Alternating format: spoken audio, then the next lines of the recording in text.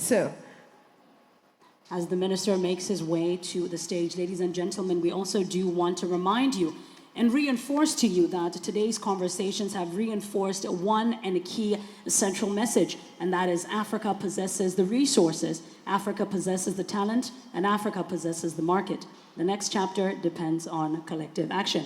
And of course, the Honorable Minister will give us a bit of insight as to what that collective action would entail. Indeed, the best way to predict Africa's future is to build it together. That's right. Yeah, so the Honorable Minister would join us now.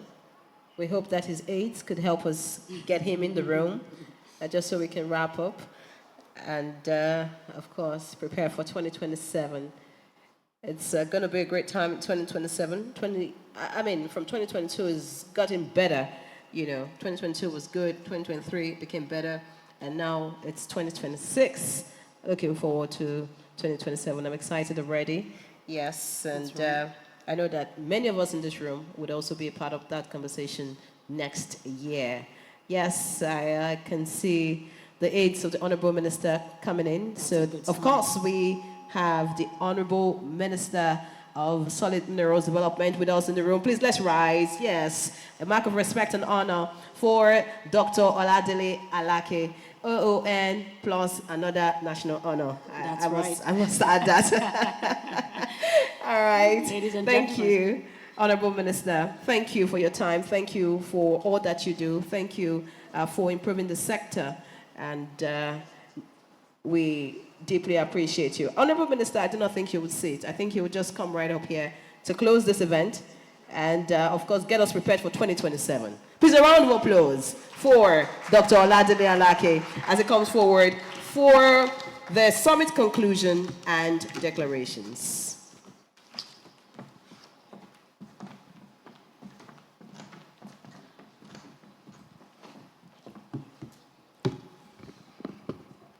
Your Excellencies, distinguished ladies and gentlemen, our various partners, development partners, and CEOs and captains of industries, it's my real privilege and honor to be with you again.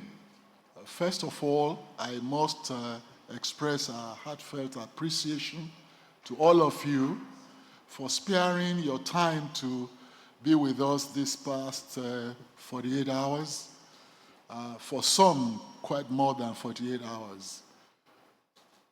To Jojo, to cross-fertilize ideas, brainstorm on the commonality of our objective, which is advancing the solid mineral sector of Africa.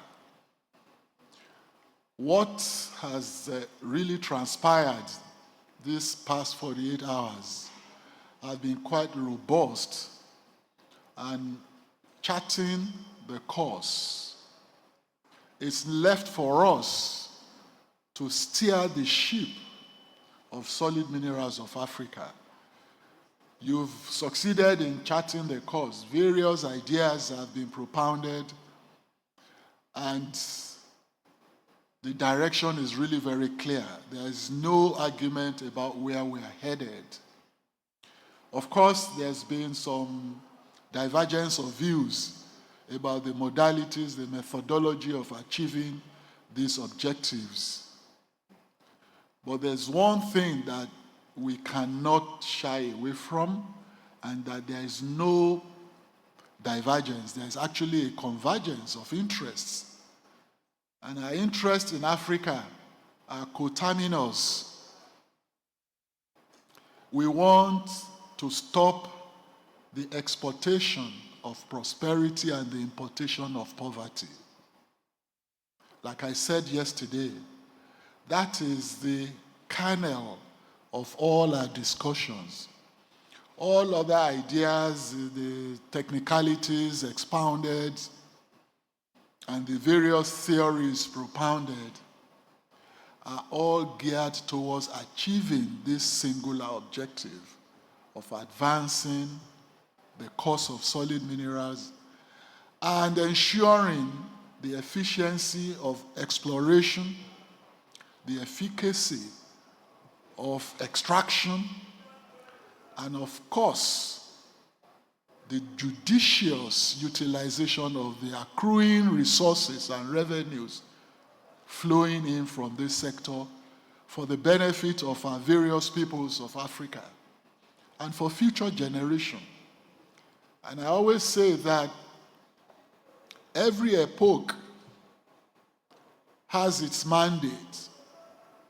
Our own epoch, which is our generation, has a mandate to steer Africa away from the old, stale, jaded model of unequal transactional exchange into one that is mutually beneficial to all of us in Africa. Yes, there is a saying that which my very intelligent MC here mentioned yesterday, which is also something that our president is wont to say.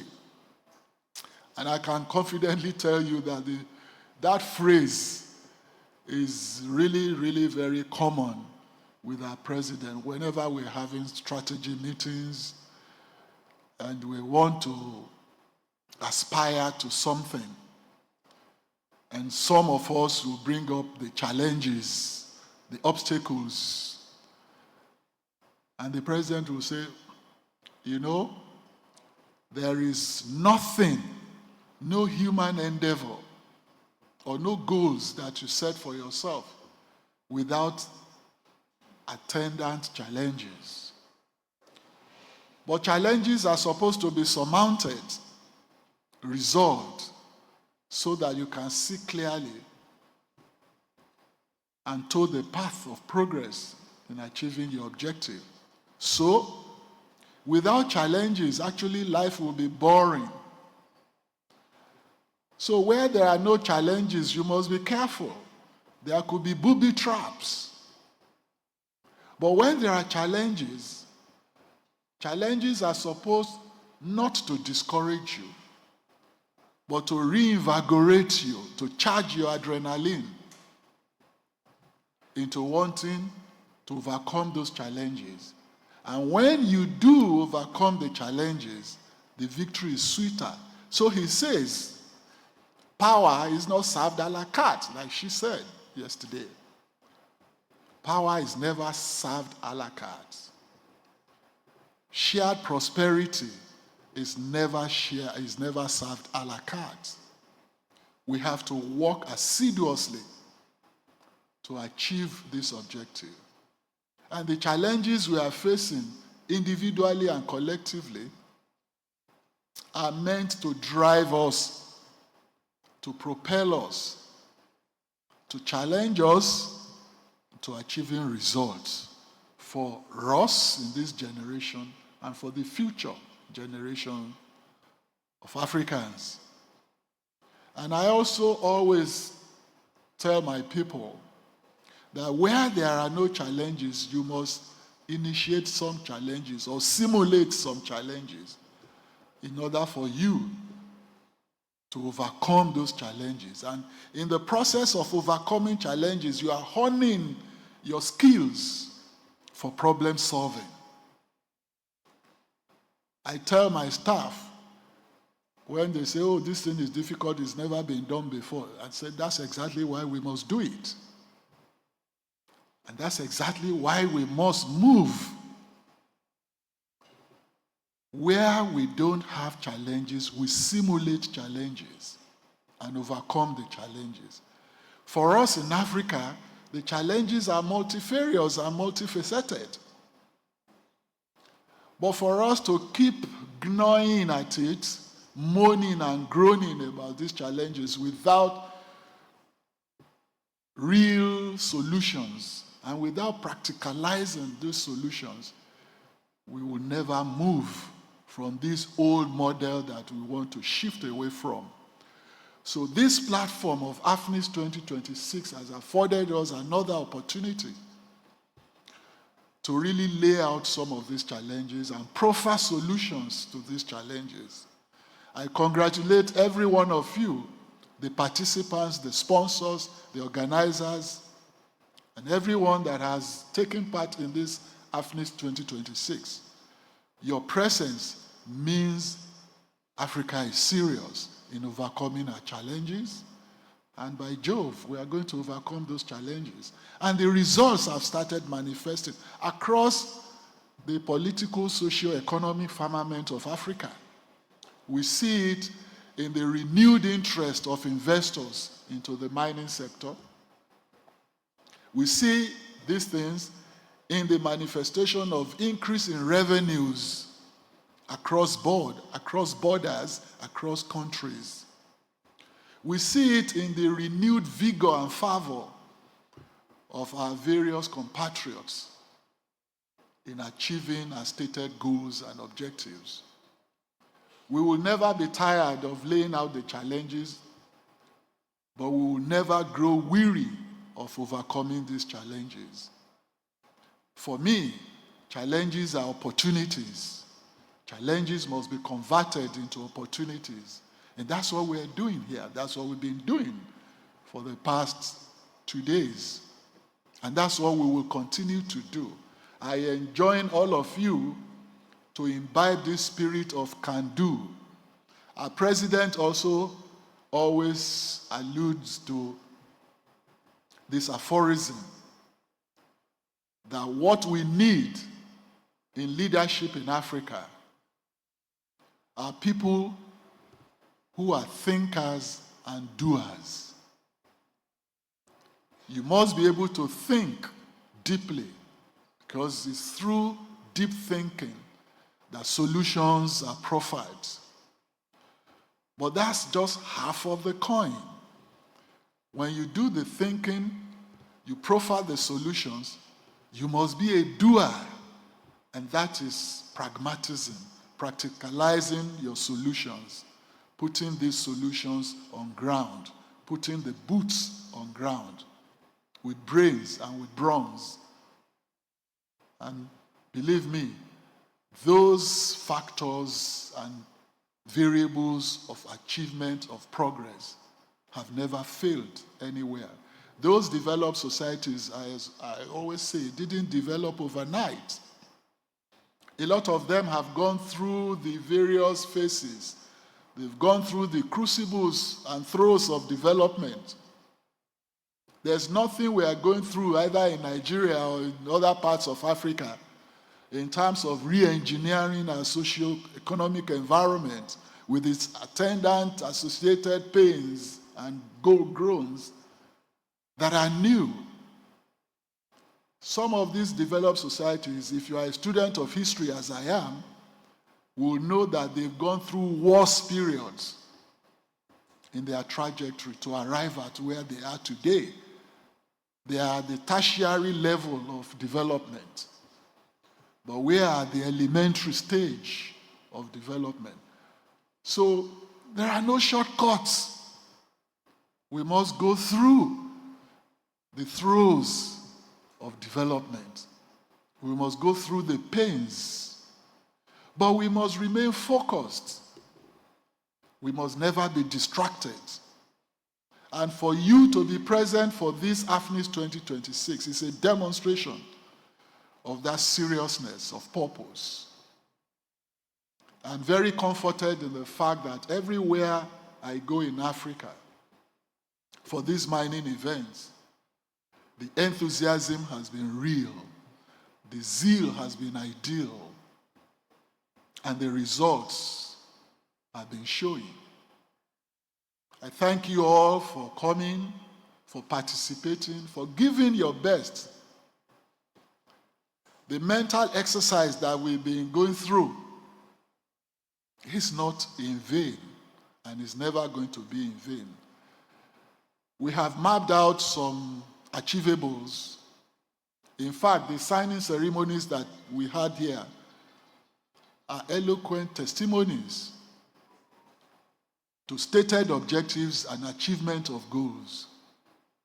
Last year or 2 years ago, right in this hall, we initiated some ideas, and some of the signing ceremonies are the culminations of those ideas, which means these AFNIS events have not just been exercises in vain.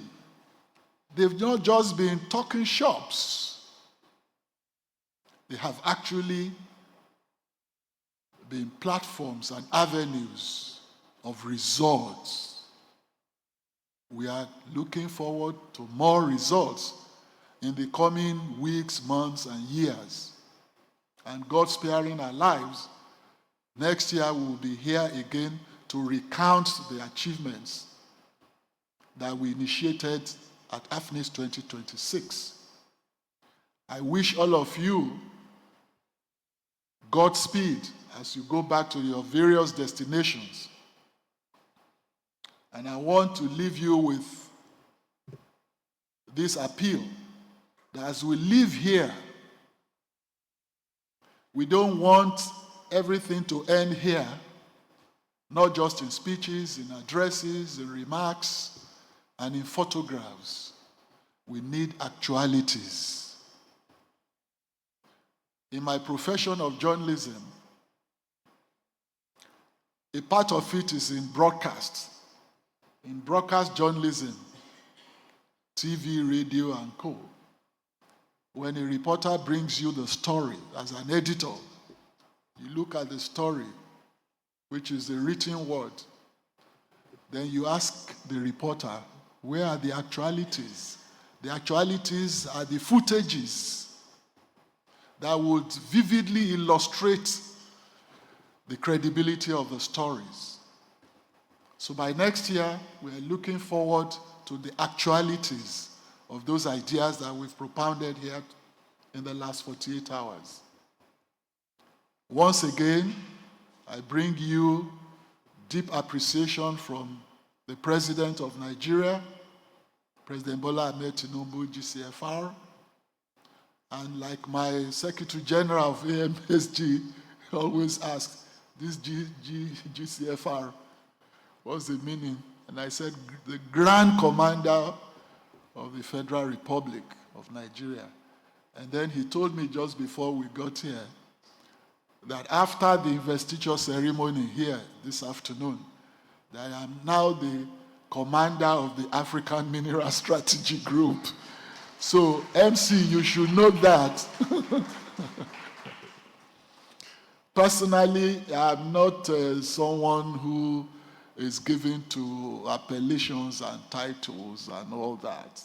And that's why, many people don't even or didn't know that I had a national award before the last one was announced, because I hardly used some such things.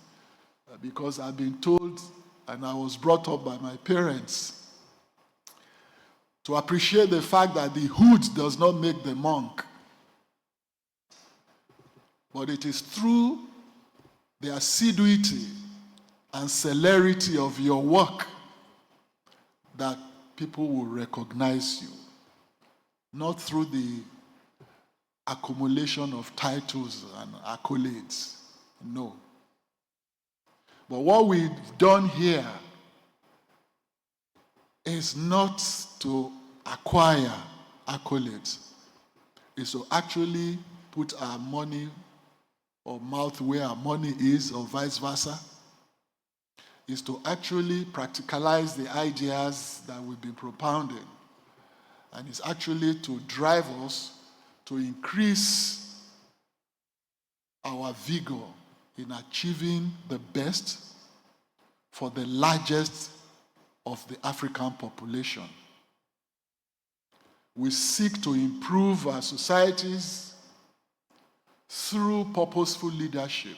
And leadership is not just political leadership. There's leadership strewn along the entire landscape. There's leadership right from the home front.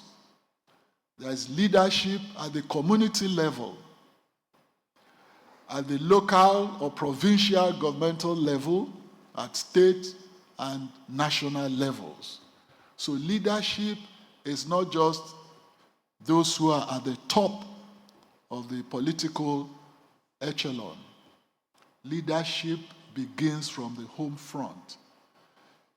And once we now become used to the attributes and values of correct, genuine, sincere leadership, Africa will rise. I want to leave you with those words. Let us at all times think that we are leaders, believe that we are leaders, and we're actually leaders at every facet of human endeavor. If you are not a leader in your class, you are a leader in your home. Or you are a leader on your street, you are a leader in your province or in your society. And they say examples are better than precepts. When we live with admonition and exhortation, those don't achieve anything. It is examples that people see and copy. And you have displayed exemplary character by your patience and resilience the last 48 hours. I wish you continue to do so in terms of giving vent to all our decisions and declarations. Your Excellencies, my colleagues, distinguished ladies and gentlemen, I thank you all for attending this AFNIS 2026, and it's my honor and privilege to declare AFNIS 2026 closed. Thank you very much. A round of applause for the Honorable Minister, Ministry of Solid Minerals Development, Dr. Oladile Alake, OON, another national honor, plus Commander Africa Mineral Strategy Group. Thank you so much, sir. Thank you for your kind words. Indeed, journalists are rare breeds. If you have listened to the Honorable Minister speak, you would agree that being a journalist is the best job in the world. I'm very excited I'm in your profession, sir. I'm your junior colleague, and I hope to come to you for more mentorship. I would love to speak like you do. And of course, I must say, or we must say, that we are proud of your leadership in the Ministry of Solid Minerals Development. Absolutely. Thank you so much, sir. All right, it's time to go.